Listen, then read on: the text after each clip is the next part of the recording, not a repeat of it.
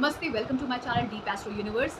आज मैं आपसे बात करूंगी स्कॉर्पियो लग्न, वृश्चिक लग्न वालों के लिए सितंबर का मंथ क्या कहते हैं, ट्रांजिशन ऑफ प्लैनेट्स, उनका डायनेमिक्स क्या कहता है। लेकिन उससे पहले कि मैं शुरुआत करूं, मैं आपको बताना चाहती हूँ, कोई भी मंथली ट्रांजिट आप देखें तो आप सबसे पहले ये ध्यान रखें कि आपकी महादशा, अंतरदशा या प्रत्यंतर दशा किन प्लैनेट्स की चल रही है। उन्हीं प्लैनेट्स पे ज़्यादा फोकस करें, उनके डायनेमिक्स क्या कहते हैं, उनके ट्रांजिशंस क्या कहते हैं। तो उसके साथ-साथ जो बड़े प्लैनेट्स हैं, जैसे आपका शनि हो गया, सैटर्न हो गया, बृहस्पति, जुपिटर, राहु, केतु, ये किस तरीके से ट्रांज़िट कर रहे हैं मंथली ट्रांज़िट में, उनका इफ़ेक्ट देखिए। बस इतने प्लैनेट्स का इफ़ेक्ट देखिए, बाकी सब कुछ देखने की ज़रूरत नहीं होती आपको समझने की, क्योंकि मेन इम्पोर्टेंट सबसे ज़्यादा महादशा, अंतर और प्रत्यंतर ही होता है।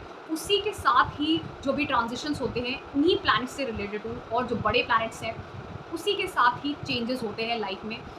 ये छोटे-छोटे प्लैनेट्स अगर जो उसके अलावा जो होते रहते हैं, वो एक उसका बहुत ही माइन्यूट पार्ट होते हैं, बहुत बड़ा पिक्चर क्रिएट नहीं करते। तो हर चीज़ मंथ के हिसाब से और डे के हिसाब से समझना बंद करिए। जैसे आपकी महादशा, अंतर और प्रत्यंतर जिन प्लैनेट्स की चल रही है, उस हिसाब से देखिए।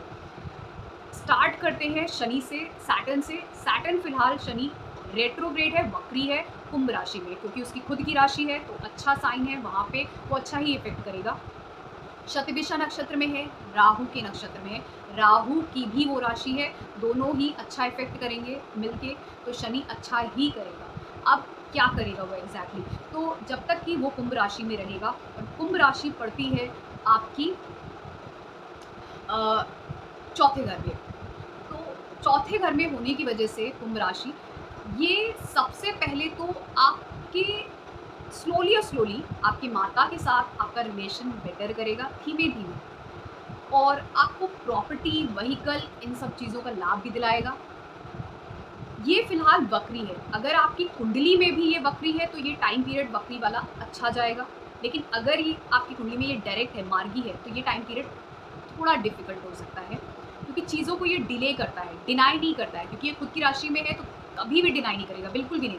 लेकिन डिले कर देगा। हो सकता है आपने किसी चीज़ का इंटरव्यू दिया, या सपोज़ आपने कोई कार बाय करने की सोची, तो जब आपने सोचा वो ये टाइम पीरियड था, लेकिन वो डिले हो गया, तो जब वो मार्गी हो जाएगा, आपने घर सोचा खरीदने का, कार सोची, या किसी करियर में कुछ सोचा, कुछ भी सोचा आपने, वो चीज़ डिले होके जब मार्गी होगा, डायरेक्ट होगा, तब वो चीज़ अपने आप हो जाएगी। फिर उसके बाद बात करते हैं कि इसकी दृष्टियाँ क्या कहती हैं। तो चौथे घर से इसकी तीसरी दृष्टि पड़ेगी छठे भाव पे। छठे भाव में जब इसकी दृष्टि पड़ेगी तो वो है सर्विस का हाउस। तो शनि जो है ऑलरेडी एक कर्म कारक प्लैनेट है, वो कर्म को ही डिनोट करता है, सर्विस को ही डिनोट करता है, तो आपको काफ़ी सर्विस ओरिएंटेड ही बनाता है। छठे घर में दृष्टि पड़ने से हो सकता है वो आपको करियर में एक ऊंचा पद दिलाने में हेल्प करे आपकी। फिर साथ में ये एनिमीज़ का भी घर है, डिजीज़ेज़ और लिटिगेशन का भी। हो सकता है आपको इस टाइम पीरियड में अगर कोई चीज़ें आपके एनिमीज़ थे या फिर कोई लिटिगेशन था, तो उसमें आपको हो सकता है लाभ हो जाए, और हो सकता है अगर कोई केस चल रहा हो उसमें भी आप जीत जाओ। कुछ ऐसी भी चीज़ें, आपको कोई डिज़ीज़ थी, वो हो सकता है क्योर हो जाए, क्योंकि वो अच्छे ही घर में बैठ के दृष्टि दे रहा है, तो चीज़ें पॉजिटिव ही होंगी।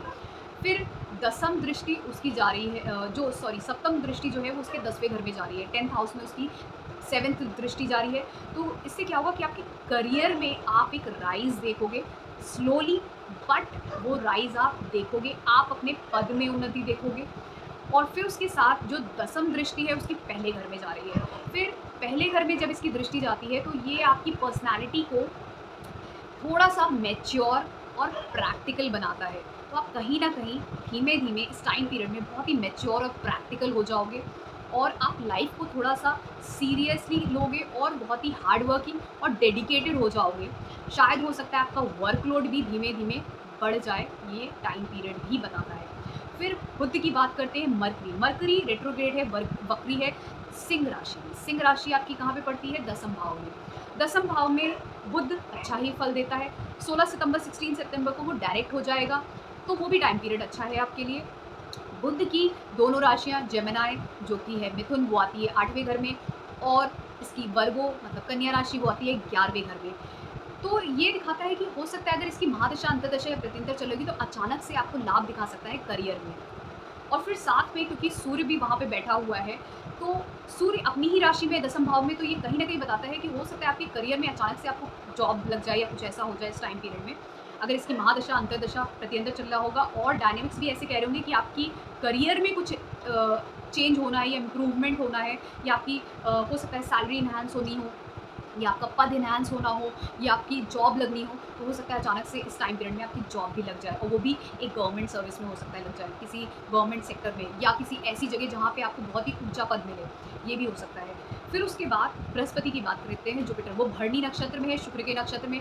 4 सितंबर 4 सितंबर को वो वक्री हो रहा है, तो रेट्रोग्रेड हो रहा है, तो अच्छा प्लैनेट है, पॉजिटिव प्लैनेट है, रेट्रोग्रेड हो रहा है तो और पॉजिटिव हो जाएगा। और ये मेष राशि मतलब आपके छठे घर में एरीज साइन पड़ता है, वहाँ पे बैठा हुआ है। तो बृहस्पति की खुद की राशि जो धनु है, सैजिटेरियस, वो आती है सेकंड हाउस में, और जो मीन राशि है जो कि है पाइसेस, वो आती है आपके फिफ्थ हाउस में। दोनों ही हाउसेस अच्छे हाउसेस हैं। सेकंड हाउस आपकी वेल्थ, आपकी फैमिली को बताता है, और फिफ्थ हाउस आपके इंटेलेक्ट और आपकी क्रिएटिविटी, आपके बच्चों के बारे में, बेसिक एजुकेशन, ये सब के बारे में बताता है। तो अगर कहीं न कहीं आपकी लव लाइफ़, इन सबको बताता है फिफ्थ हाउस, तो कहीं न कहीं अगर आपका कुछ भी एजुकेशन से रिलेटेड, अगर इसकी महादशा, अंतर या प्रत्यंतर चल रहा होगा तभी मैं बता रही हूँ। अगर आप कुछ भी एजुकेशन से रिलेटेड हो या क्रिएटिविटी के से रिलेटेड हो, कुछ भी करने की सोच रहे थे, तो हो सकता है ये टाइम पीरियड में आप कर पाओ, और उससे आपको हो सकता है बहुत कुछ आगे जाके लाभ भी हो, तो ये भी हो सकता है। और अगर ये नहीं है तो हो सकता है कि अगर ये नेगेटिव एस्पेक्ट से अगर ये चल रहा होगा आपकी लाइफ में, तो हो सकता है आपकी फैमिली में या आपके बच्चे, कोई ना कोई हो सकता है बीमार भी हो सकता है इस टाइम पीरियड में, तो do take care of them. तो ये डिपेंड करता है कि आपकी कुंडली में खुद ये कैसा पॉजिटिव या नेगेटिव है, उसके हिसाब से पॉजिटिव इफेक्ट्स भी हो सकते हैं, अगर पॉजिटिव है नेगेटिव इफेक्ट्स भी हो सकते हैं। तो पॉजिटिव में मैंने बोला हो सकता है कि आप कुछ इससे क्रिएटिविटी या कुछ अपने कम्युनिकेशन या फैमिली के साथ या कुछ ऐसा करो जिसमें मतलब अपना कुछ इसमें कुछ करियर बनाओ, कुछ सर्विस से रिलेटेड कुछ स्टार्ट करो, ये भी हो सकता है। या फिर अगर ये नेगेटिव है तो हो सकता है आपकी फैमिली में या आपके बच्चे भी कुछ बीमार हो सकते हैं, या आपका कुछ इनके साथ ही कुछ हो सकता है मनमुटाव हो जाए, या आपस में कुछ फाइट जैसी चीज़ें हो जाए आपकी फैमिली में या आपके बच्चों के साथ, ये भी हो सकता है। फिर उसके बाद बात करते हैं शुक्र की, वीनस की, वो अश्लेषा नक्षत्र में है, बुध के नक्षत्र में, और 4 सितंबर को वो डायरेक्ट हो जाएगा। तो शुक्र फिलहाल आपके कर्क राशि में, जो आपके कैंसर साइन है, वो 9th हाउस में पड़ता है। और शुक्र की दोनों राशियाँ टॉरस, वृषभ आती है 7th हाउस में, और तुला आती है 12वें घर में। दोनों ही घर शुक्र के लिए बहुत अच्छे होते हैं, नवम भाव में गया है। तो ये ज़्यादातर ये बताता है कि आप कुछ ना कुछ बिजनेस के लिए, हो सकता है करियर या बिजनेस के लिए आप ट्रैवल करो, लॉन्ग डिस्टेंस ट्रैवल करो। Long distance 9th house, long distance travel में अगर मैं डिफरेंस बताऊँ तो थर्ड हाउस अगर शॉर्ट डिस्टेंस ट्रैवल है, जो बताता है आप कार, ट्रेन या बस से ट्रैवल कर रहे हो, तो 9th हाउस बताता है फ्लाइट से ट्रैवल कर रहे हो। तो फ्लाइट से हो सकता है आप, हो सकता है जम्मू कश्मीर से पूरा तमिलनाडु तक जा रहे हो, ये भी हो सकता है। और 12th हाउस का रिलेशन हो गया, तो हो सकता है आप इंडिया से किसी फॉरेन कंट्री में जा रहे हो थ्रू वाया एरोप्लेन। तो ये इस तरीके से डिनोट करता है। For higher education 9th house ये भी डिनोट करता है, आपके फादर, आपका रिलीजन। तो ओवरऑल ये टाइम पीरियड अगर आप देखोगे, अगर इसकी महादशा, अंतर या प्रत्यंतर चल रहा होगा, तो ये आपको हो सकता है ट्रैवल कराए, और ये भी हो सकता है बहुत ही ज़्यादा धार्मिक और स्पिरिचुअल भी हो जाओ, ये भी हो सकता है। या फिर आपकी ऑल ऑफ अ सडन किसी ऐसे इंसान से आपकी शादी भी, अगर आप शादी के लिए भी ट्राई कर रहे हो सकता है किसी ऐसे इंसान के साथ आपकी शादी भी हो सकती है, जुड़ सकती है, जो दूसरे जगह से बिलोंग करता हो, ये भी हो सकता है। अगर आपकी शादी की भी कहीं बात चलती है इस टाइम पीरियड में, तो उससे भी आपको भाग्य में आप उन्नति देखोगे इस टाइम पीरियड में, अगर आपकी शादी के लिए भी बात चलती है। और वो इंसान हो सकता है थोड़ा सा डिफरेंट, आप ये कह सकते हो डिस्टेंस लैंड से आता हो सकता है दूसरी सिटी से आता हो, दूसरे प्लेस से आता हो, ये भी हो सकता है। तो ये कुछ चीज़ें हैं जो इस टाइम पीरियड पे दिखती हैं। फिर उसके बाद बात करते हैं मंगल की, मार्स की, वो फिलहाल वर्गो साइन में, कन्या राशि में। कन्या राशि उसके लिए थोड़ा सा डिफिकल्ट साइन होता है मंगल के लिए, और कन्या राशि पड़ती है आपके 11वें घर में। और मंगल की खुद की राशि मेष राशि छठे घर में आती है, एरीज साइन, स्कॉर्पियो, वृश्चिक आती है फर्स्ट हाउस में। और जब ये 11वें घर में गया है और पहले 3 सितंबर को 3 सितंबर को ये हस्ता नक्षत्र चंद्रमा के नक्षत्र में रहेगा और चित्रा के नक्षत्र में जो अपना खुद का मंगल का नक्षत्र है उसमें वो 23 सितंबर को जाएगा। तो जब तक कि वो हस्ता नक्षत्र में रहेगा तो वो टाइम पीरियड आपकी मदर के लिए थोड़ा-सा डिफ़िकल्ट हो सकता है। फिर उसके बाद अगर हो सकता है उनको कोई बीमारी हो जाए या कुछ हो जाए इस वजह से।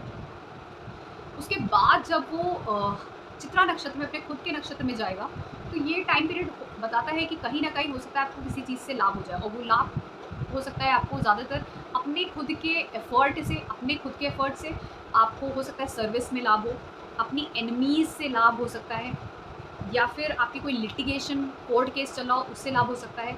इन सब चीज़ों से लाभ भी दिखाता है।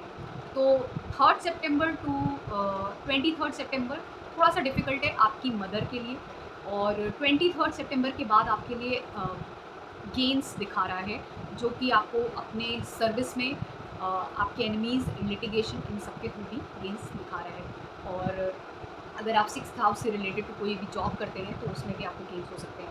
फिर बात करते हैं राहु केतु की, तो राहु पिछले 1.5 साल से लगभग अक्टूबर में चेंज होने वाला है राहु केतु का ट्रांज़िशन। तो राहु तो एरीज़ साइन में है जो आपके 6th हाउस में आता है और केतु 12th हाउस में है। तो ज़्यादातर ध्यान तो आपका सर्विस की ओर ही लगा हुआ है, जो भी आप कार्य करते हो उसी में ही लगा हुआ है फ़िलहाल तो। जिसके अंडर भी आप काम करते हो, किसी भी सर्विस में, चाहे वो प्राइवेट सेक्टर हो या गवर्नमेंट सेक्टर हो, तो आप उसी में ही लगे हुए हो, उसी में ही पूरा ध्यान है आपका पिछले 1.5 साल से। और आगे जाके वो 5th हाउस में जब ट्रांज़िट करेगा तो थोड़ा-सा ध्यान आपका आपके बच्चों की तरफ, अपने बेसिक एजुकेशन, अपने इंटेलेक्ट, अपनी क्रिएटिविटी की तरफ भी जाएगा। तो अभी फ़िलहाल ये पीरियड यही बता रहा है, अगर आपकी राहु की महादशा, अंतर्दशा, प्रत्यंतर चल रहा होगा, तो आपका पूरा ध्यान आपके सर्विस में ही है, पूरा का पूरा ध्यान। और राहु फिलहाल केतु के नक्षत्र में है और केतु मंगल के नक्षत्र में है। तो जैसे मंगल का ट्रांज़िशन चल रहा है, डायनामिक्स स्टार्स बता रहे हैं, वैसे ही कुछ इफ़ेक्ट आपको राहु केतु के लिए भी मिल रहा होगा इस टाइम पीरियड में। जैसे मैंने बोला, मंगल का टाइम पीरियड अच्छा है। अगर आप जॉब के लिए सोच रहे हो, चेंज करने के लिए जॉब, तो हो सकता है ये जो 23 सितंबर से लेके अक्टूबर एंड तक का टाइम है, इस टाइम पीरियड में हो सकता है आपकी जॉब बदल जाए, चेंज हो जाए। हो सकता है आप चेंज कर लो या फिर कोई अगर पोज़ीशन के लिए आपको चेंज करना था, वो भी हो सकता है आपके लिए। तो अगर आपको मेरा ये स्कॉर्पियो लग्न का सितंबर मंथ का एनालिसिस पसंद आया हो, तो आप इस वीडियो को लाइक करिए और इस चैनल डीप एस्ट्रो यूनिवर्स को सब्सक्राइब करिए। Thank you so much.